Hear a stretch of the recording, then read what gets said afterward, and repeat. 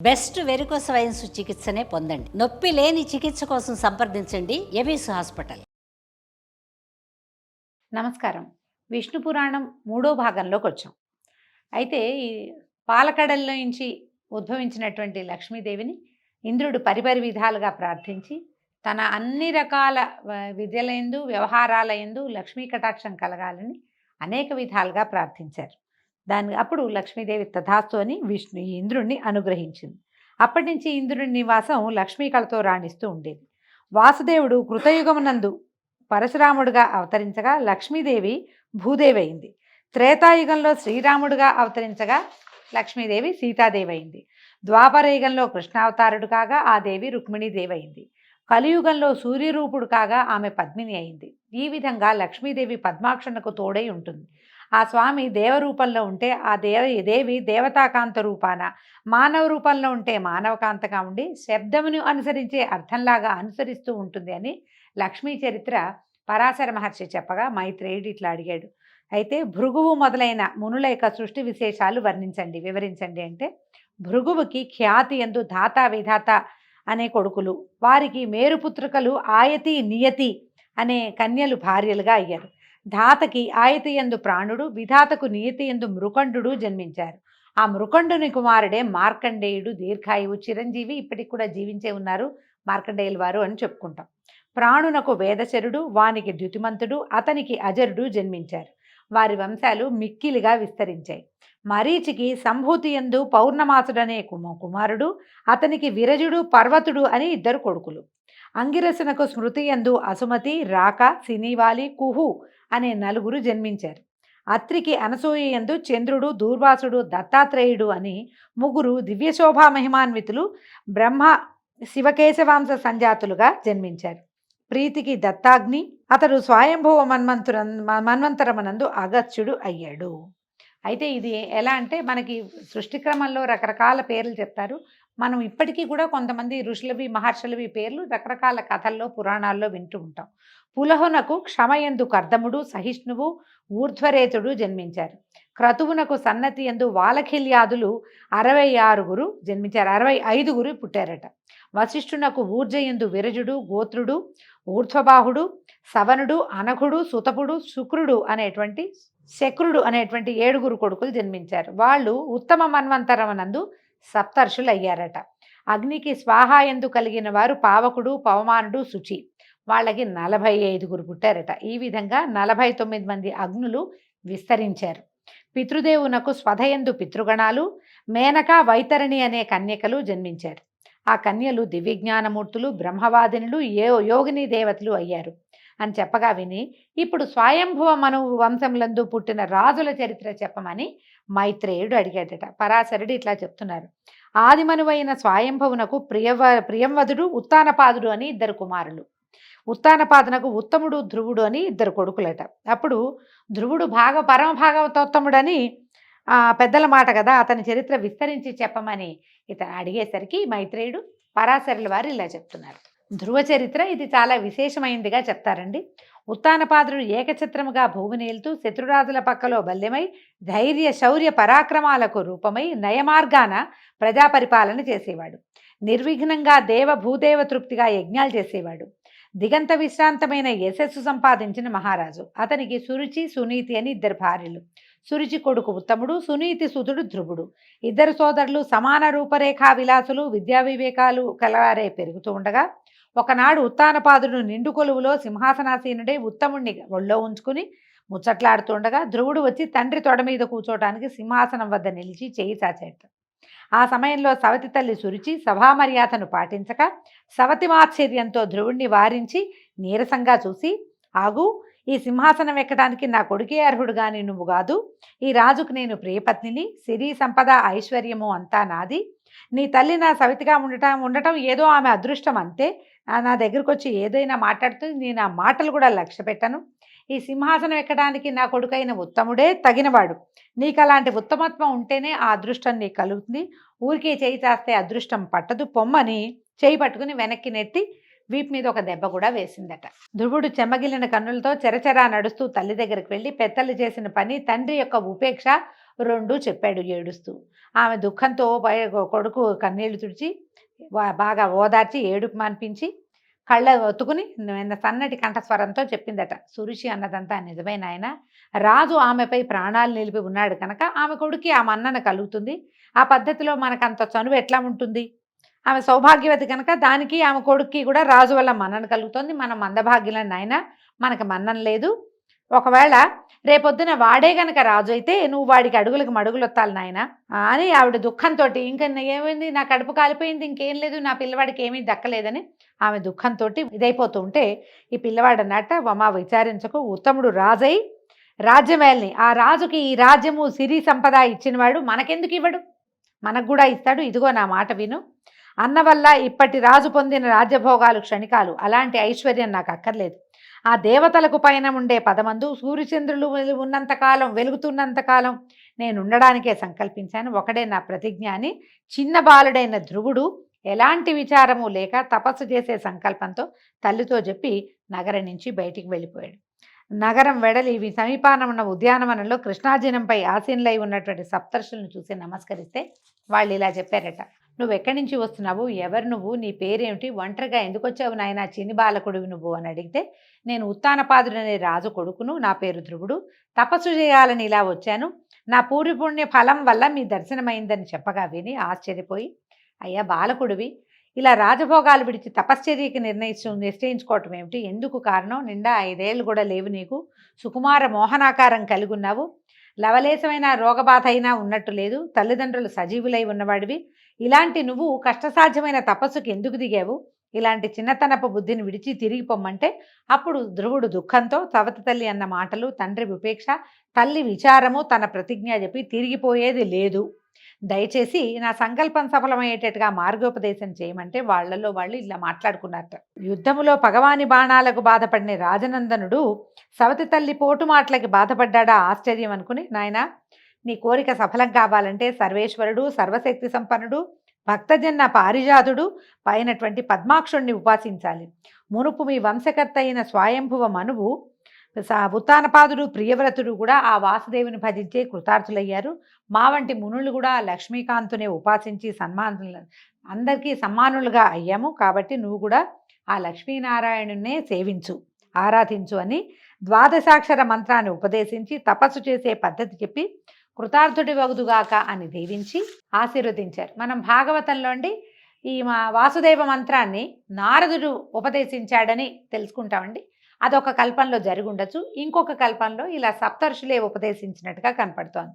ధ్రువుడు అక్కడి నుంచి యమునా తీరంలో ఉన్నటువంటి మధువనానికి వెళ్ళిపోయి అక్కడ యమునలో స్నానం చేసి మునులు చెప్పిన పద్ధతిలో మనసును విష్ణువు యందు లగ్నం చేసి బాహ్య ప్రపంచాన్ని మరిచి నిశ్చల దీక్షలో ఉండిపోయాడు. ఒక పాదం నేల మీద మోపి ఊర్ధ్వబాహుడై ఉగ్ర తపస్సు చేస్తుండగా భూమి అట ఆ పాదం బరువు, ఏది 5-6 సంవత్సరాల చిన్నది బాలకుడు, అతని బరువుకి భూమి లోపలి కుంగిపోయిందిట. ధ్రువుని తపశ్చర్య చరాచర భూతకోటికి సహించరాందైంది. ఆ దశలో ఇంద్రుడు ధ్రువుని తపస్సుకి విఘ్నం కలిగించాలని తలంచి యాములనే దేవతల్ని, ఈ యాముల కథ ముందు చెప్పుకున్నాం మన ముందు భాగంలో, రప్పించి వాళ్ళని భూతప్రేత పిశాచ రూపాలతో ఉండే కూష్మాండ రాక్షస గణాలతో వెళ్ళి భయంకర ధ్వనులతో ఆ బాలుడి చుట్టూతా అరవండి, వాడు భయపడి తపస్సు విడిచేలాగా చేయండి అని ప్రోత్సహించాట.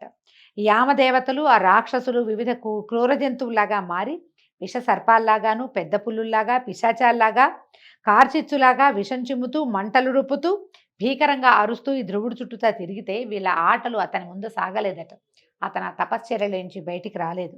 ఒక మాయావి అయిన రాక్షసి సునీతిలాగా మారి ధ్రువుని వద్దకు వచ్చి, కుమార, ఒకే ఒక్క కొడుకువి, నన్ను వదిలి ఇట్లా కారడు వచ్చి తపస్సు చేయడం, నన్ను నేర్పించడం తగునా నాయన? ఆ విష్ణువు నీలాంటి చిన్న బాలడికి ఎవరికైనా వరం ఇచ్చినట్టు ఎక్కడైనా కథల్లో విన్నావా? ఎందుకు ఈ శ్రమ? అందని వాని పండుగ అరులు చాచినట్టుగా ఈ పని శ్రమకారమే కానీ కనిపించని ఆ మహావిష్ణువు చేత వరాలిప్పిస్తుందా?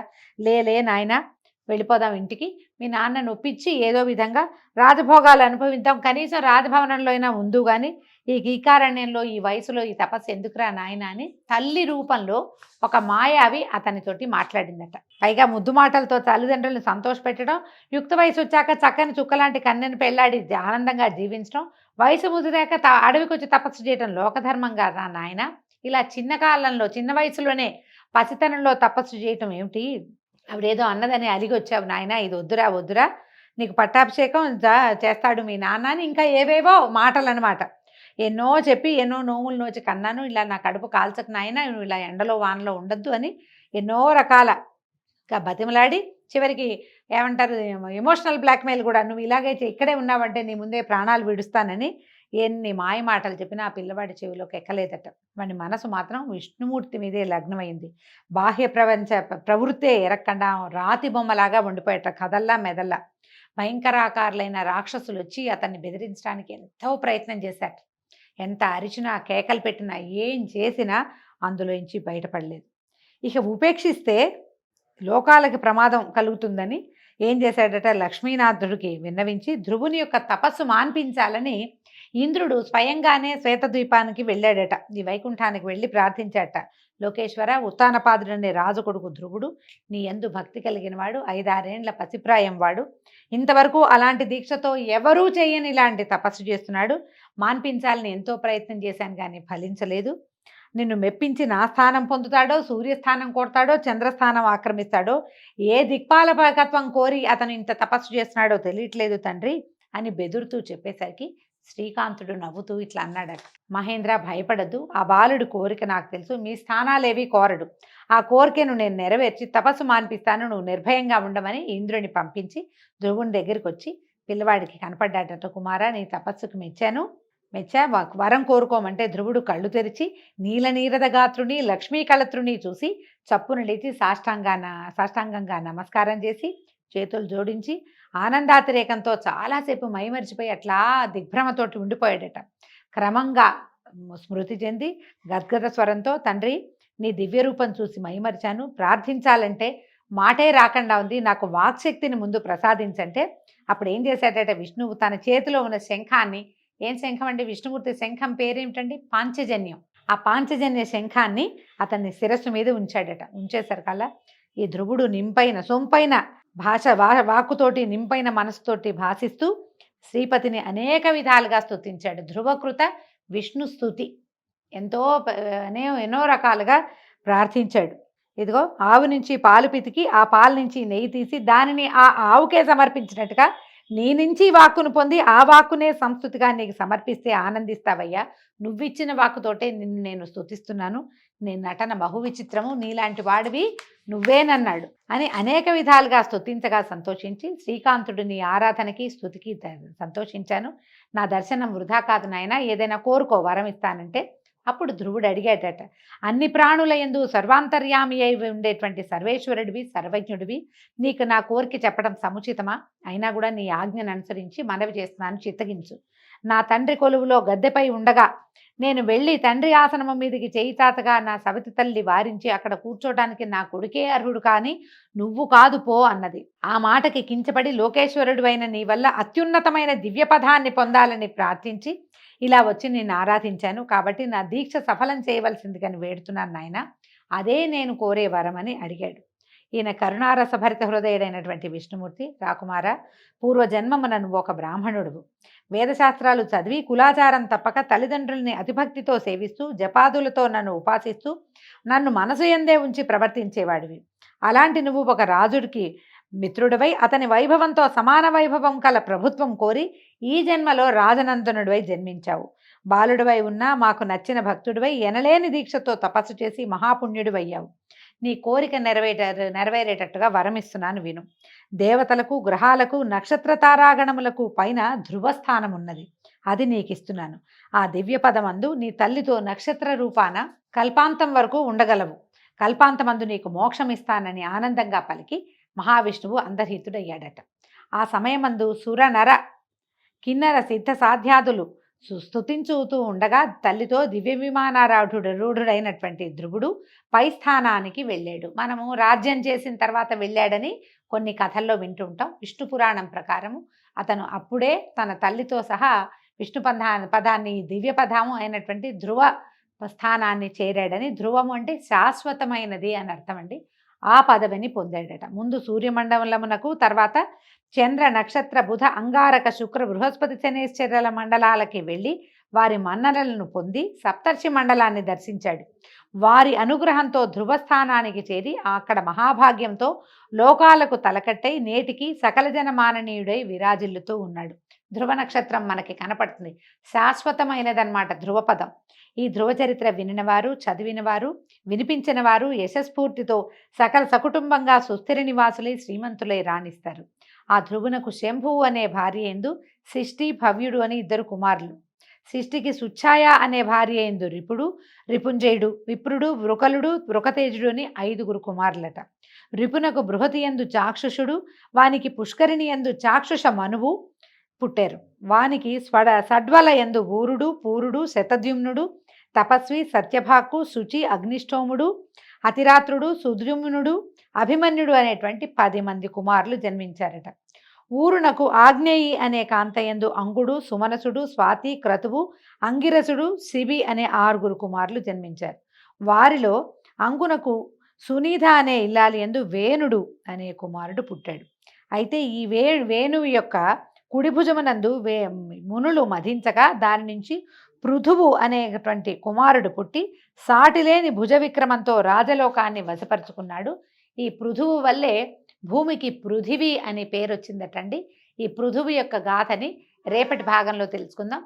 ఈ రోజుకి సెలవు. నమస్కారం.